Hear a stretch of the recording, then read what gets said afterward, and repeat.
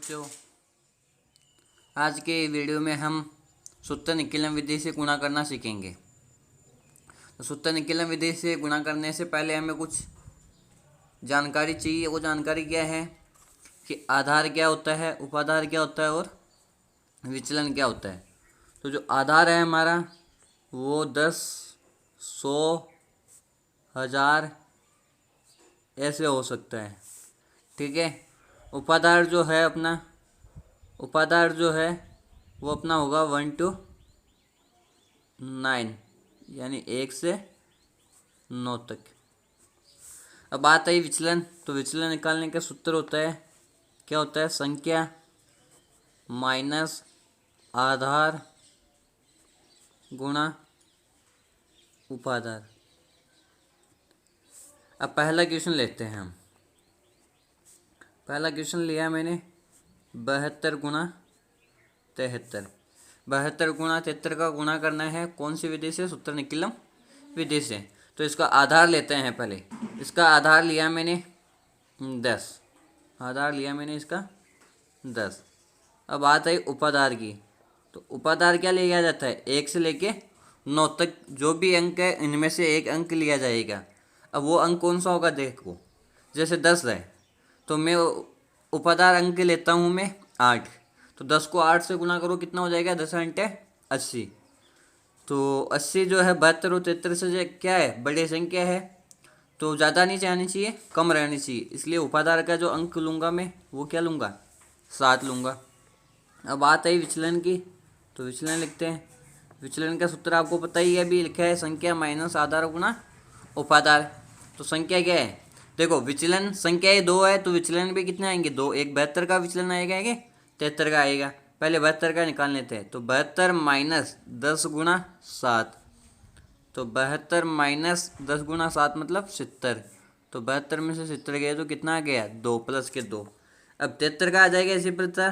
तो 73 माइनस 70 कितना आ जाएगा विचलन, 3।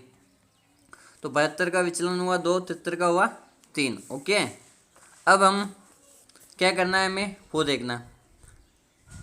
इधर मैं लिखता हूँ संख्या, इधर लिखना है आपको विचलन, ठीक है। तो संख्या के नीचे संख्या लिख लो। संख्या थी 72 और 73। 72 का विचलन था हमारे 2 और 73 का विचलन था हमारे 3। अब यहाँ पे क्या करना है, कि फॉर्मूला है। फॉर्मूला क्या है, उपाधार कोष्टक संख्या प्लस विपरीत विचलन, विपरीत विचलन ओब्लिक। पहला कॉलम हो गया और दूसरे कॉलम में है हमारे यहाँ पे विचलनों का गुणनफल। क्या है, विचलनों का गुणनफल। तो देखो अब जो है उपाधार पता है, संख्या पता है, विचलन पता है, सबकी वैल्यू यहाँ पे इस सूत्र में रख दो। उपाधार कितना है अपना 7।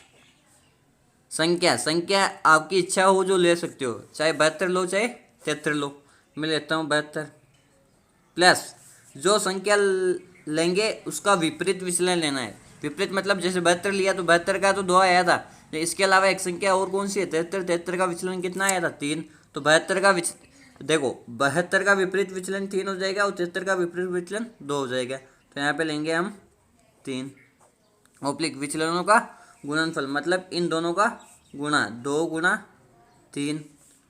अब यहाँ पे देखो 7 का 7, 72 और 3 हो गए कितने, 75 और 2 3 हो गए पीछे 6।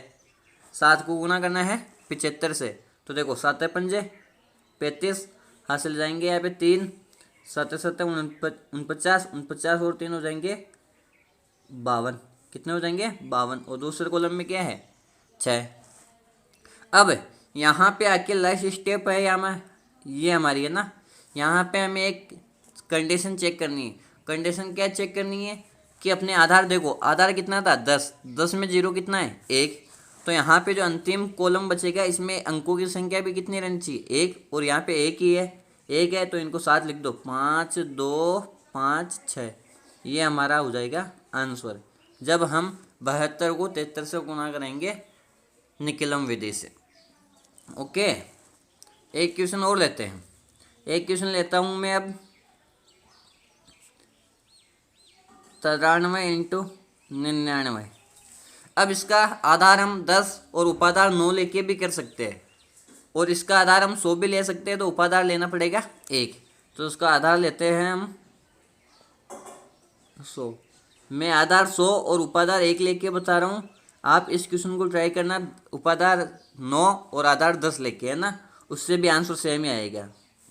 ठीक है, उपाधार 100 लूँगा तो यहाँ पे जो विचलन आएगा वो माइनस में आएगा, और आधार 10 और उपाधार 9 लूँगा तो वहाँ विचलन जो आएगा वो प्लस में आएगा। बस ये डिफरेंस है। विचलन निकालते हैं। देखो विचलन कितना हो जाएगा, 93 माइनस आधार 100 इंटू उपाधार 1। तो 93 माइनस 100, 100 कम 100 हो जाएगा ना, तो कितना आएगा माइनस का 7। 99 का निकालो, 99 माइनस 100, तो यहाँ पे आ जाएगा विचलन माइनस का 1। अब वही संख्या और विचलन के फॉर्म में जमा लो, संख्या और विचलन। संख्या क्या थी 93 99, विचलन आया है 93 का -7, 99 का -1। अब यहाँ हमें पता है कि क्या आता है, जो फॉर्मूला भी ऊपर बताया मैंने, उपाधार कोष्टक संख्या प्लस विपरीत विचलन ऑब्लिक विचलनों का गुणनफल। तो यहाँ लिख देता हूँ उपाधार 1, संख्या ले लेता हूँ मैं 93, तो विपरीत विचलन क्या हो जाएगा -1 और 99 का -7। तो यहाँ आ जाएगा प्लस होता है ना, यहाँ देखो उपाधार संख्या प्लस विपरीत विचलन, तो विपरीत विचलन माइनस का है, यहाँ प्लस है, तो माइनस और प्लस क्या हो जाएगा माइनस, यहाँ माइनस हो जाएगा 1, ऑब्लिक विचलनों का गुणनफल, यानी -7 इंटू -1। ठीक है, अब देखना यहाँ ऊपर क्या है, यहाँ 93 में से 1 जाएगा, कितना बचेगा 92, 92 1 से गुणा होगा 92 आ जाएगा, 92 1 से गुणा होगा 92 आ जाएगा। ठीक है, ऑब्लिक ऑब्लिक है ना। अब यहाँ पे देखो -7 और -1 को गुणा करो, माइनस माइनस गुणा होता है प्लस हो जाता है, तो 7 एकम कितना हो जाएगा, 7 एकम हो जाएगा 7, 7 एकम हो जाएगा 7। अब इनको देखो एक साथ लिख दो, 9 2। अब यहाँ पे देखो अंकों की संख्या पीछे क्या है, एक ही है, यहाँ पे पीछे अंकों की संख्या क्या बची, एक, 7 ही बची। अब हमें कितने अंकों की बनानी है, 2 अंकों की बनानी है। तो 2 अंकों की बनानी है, क्यों बनानी है, क्योंकि आधार देखो आधार 100 है, 100 में जीरो कितने हैं 2, तो पीछे वाले कॉलम में अंकों की संख्या भी कितनी रहनी चाहिए 2। अब ये एक ही अंक है, इसको 2 अंक बनाने के लिए इसके आगे क्या लगा दिया जाएगा 0। अब इनको 7 लिख दो, 9 2 0 7, ये हमारा हो जाएगा आंसर। ओके, अब हम एक क्वेश्चन और करते हैं। अगला क्वेश्चन है 102 इंटू 103 का गुणा करना है निकिलम विधि से, है ना। तो वही आधार क्या हो जाएगा, अब हमारा आधार हो जाएगा हमारा 100। देखो जो आधार हो जाएगा हमारा 100 और उपाधार हमारा हो जाएगा 1। तो विचलन देखना, विचलन क्या होगा, संख्या माइनस आधार गुना उपाधार। तो आधार 100 उपाधार 1, 100 गुना 1 100 होगा, 102 में से 100 माइनस करना है, 103 में से भी 100 माइनस करना है, तो 102 माइनस 100 और 103 माइनस 100। तो देखो विचलन क्या आया, इसका तो 2 आया, इसका 3 आया। ठीक है, अब वही संख्या और विचलन, संख्या 102 103, 102 का विचलन 2, 103 का 3। अब यहाँ क्या होता है, उपाधार कोष्टक है संख्या प्लस विपरीत विचलन ऑब्लिक विचलनों का गुणनफल। तो उपाधार क्या है 1, संख्या 102 ली तो विपरीत विचलन हो जाएगा 3, 103 लेता है तो विपरीत विचलन हो जाता है 2। विचलनों का गुणा मतलब 2 गुना 3, 102 को 3 से गुणा करो, सॉरी जोड़ो 102 को 3 में 105, 105 को 1 से गुणा करो 105। अब यहाँ पे देखो 2 तिया 6। अब लास्ट स्टेप आ गई, तो यहाँ क्या करना है, आधार के पास जाओ, आधार में कितने जीरो है, यहाँ पे 2 जीरो है, तो अंतिम कॉलम में अंकों की संख्या कितनी होनी चाहिए 2, यहाँ कितनी है अभी 1 ही, 6, इसको 2 अंक बनाना है, इसके आगे क्या लगाना पड़ेगा 0। अब एक साथ लिख दो 105 0 6, मतलब आंसर हो जाएगा हमारा 10,506। ठीक है, अब हम करते हैं एक क्वेश्चन और लेते हैं कोई संख्या। जैसे सपोज मैंने ली 54 इंटू 56। तो देखो इसका आधार क्या हो जाएगा, इसका आधार हो गया हमारे 10, इसका उपाधार हो जाएगा हमारे 6 लूँगा तो 10 चक्की 60, ज़्यादा हो जाएंगे तो 5 लिया, 10 पंजा 50। तो विचलन क्या होगा 54 माइनस 10 पंजा 50 और 56 माइनस 50।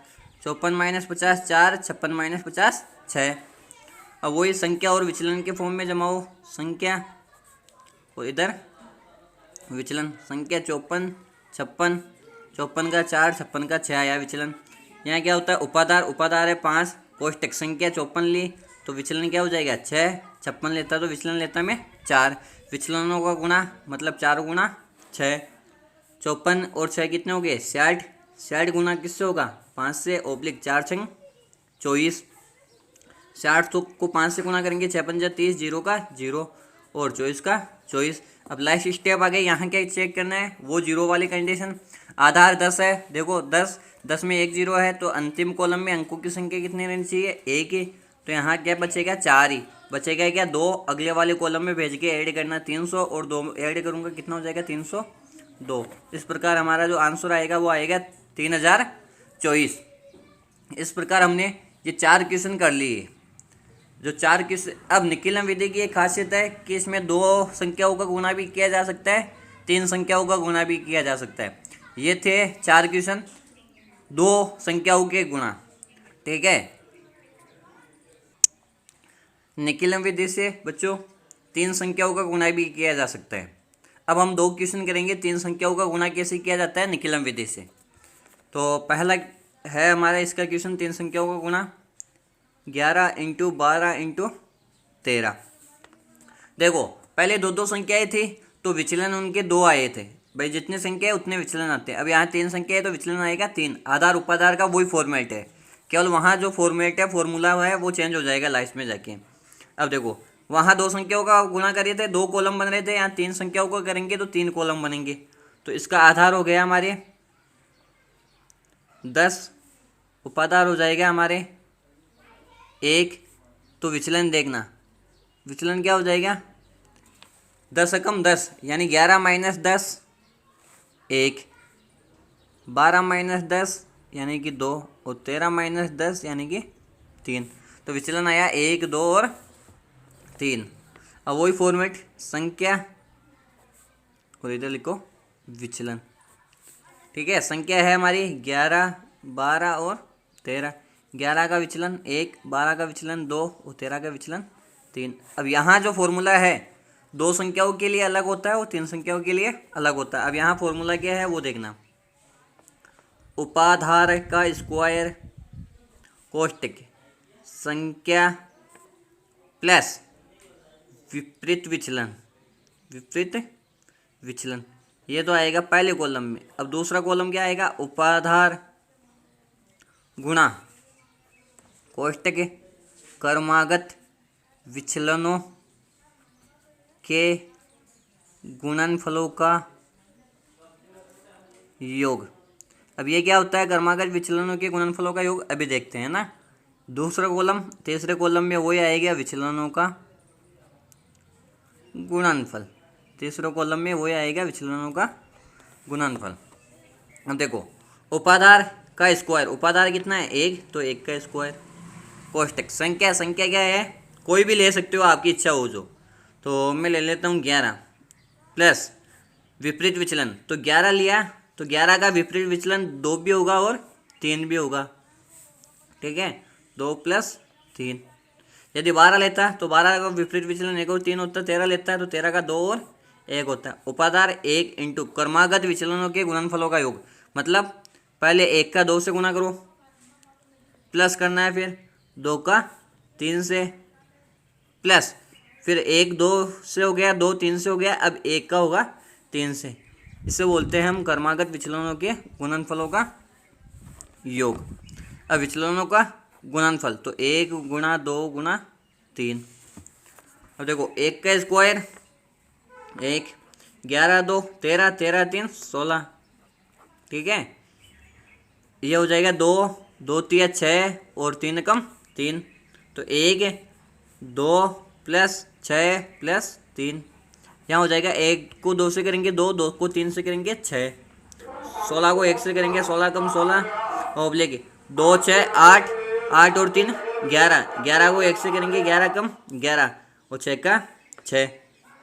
अब अंतिम स्टेप आ गए। अंतिम स्टेप में वही कि आधार में जीरो कितना है, आधार में जीरो अपना है 1, तो पहले कॉलम को छोड़ दो, अंतिम 2 कॉलम में जो अंकों की संख्या है वो 1 1 रहनी चाहिए। तो देखो तीसरे कॉलम में 1 ही है, लेकिन दूसरे कॉलम में कितनी है 2, तो 11 का 1 आएगा, बचेगा क्या 1, 1 अगले वाले कॉलम में जाके ऐड हो जाएगा, 16 1 17। इस प्रकार 11 × 12 × 13 का जो गुणनफल आएगा, गुणा आएगा, वो कितना आएगा 1716 हमारा उत्तर होगा। अब इसका एक लाइव क्वेश्चन करते हैं आज के वीडियो का। 3 संख्याओं का गुणा निकलम विधि से, है ना। क्वेश्चन लेता हूँ मैं 97 गुणा 98 गुणा 99। अब इसका आधार आप 10 और उपाधार 9 लेके कर सकते हो। मैं इसका आधार 100 और उपाधार 1 लेके करूँगा, है ना। तो इसका आधार लिया मैंने 100, आधार लिया मैंने 100, उपाधार लिया मैंने इसका 1। तो देखो विचलन क्या हो जाएगा, विचलन होता है संख्या माइनस आधार गुणा उपाधार। आधार 100 गुणा 1 100 होगा, यानी 97 माइनस 100, तो ये आ गया माइनस का 3।